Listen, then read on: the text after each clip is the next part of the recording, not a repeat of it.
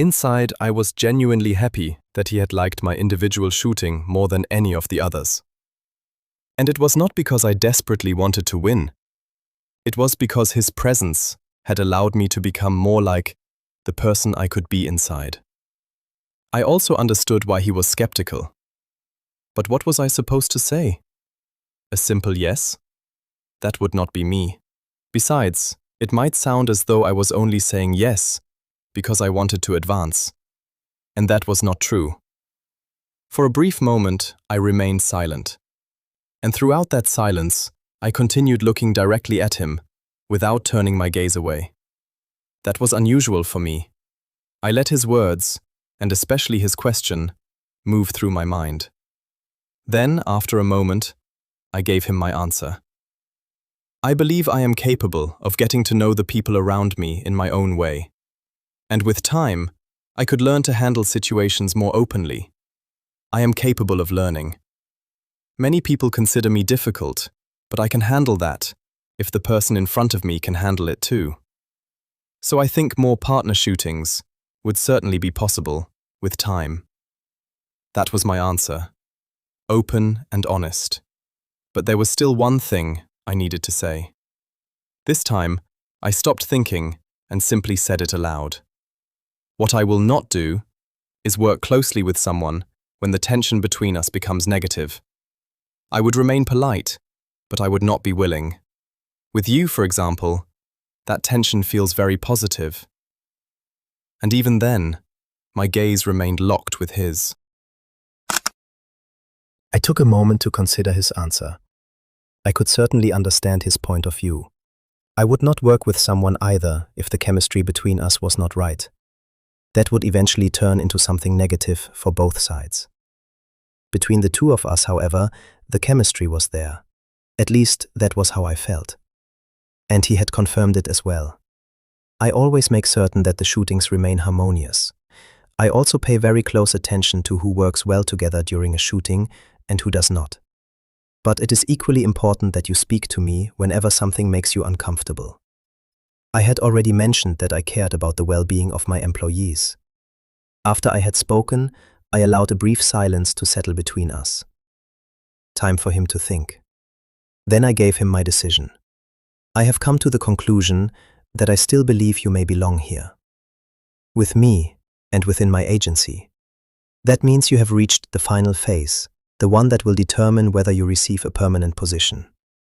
I added, provided that this is still what you want. I listened to him carefully and allowed his words to sink in. I did not really react to them, apart from agreeing that I accepted and would gladly prepare myself for what came next. I stood up, said goodbye with a small wave and a smile, then walked out of his office. Outside the door, I stopped for a moment as it clicked shut behind me.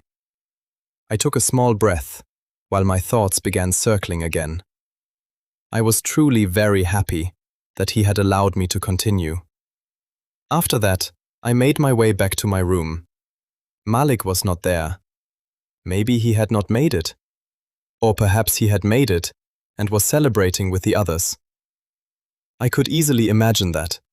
A lot of people probably celebrate after something goes well. I, on the other hand, went to take a shower first and changed into something casual. My stomach felt completely empty. No wonder. Who knew how long I had already been asleep before the conversation? I had not even gone to get anything to eat.